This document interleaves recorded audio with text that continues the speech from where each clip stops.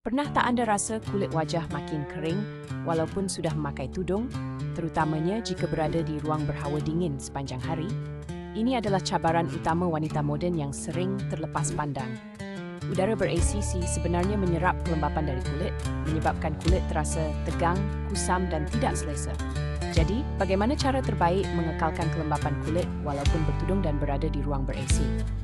Pertama, pastikan anda minum air secukupnya setiap hari untuk hidrasi dalaman yang optimum.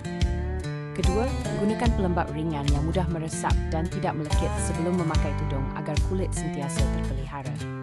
Ketiga, elakkan mencuci muka terlalu kerap dengan sabun kuat kerana boleh menghilangkan minyak semula jadi kulit yang penting untuk kelembapan. Keempat, pilih tudung daripada kain yang bernafas seperti cotton atau viscose supaya pengaliran udara lebih baik dan kulit tidak mudah berpeluh. Akhir sekali, amalkan rutin penjagaan kulit yang konsisten pada waktu pagi dan malam untuk memastikan kulit sentiasa sihat. Ingat, kulit lembap adalah asas kepada kecantikan semula jadi yang tahan lama. Shinora, baiki, pulihkan, hidupkan semula.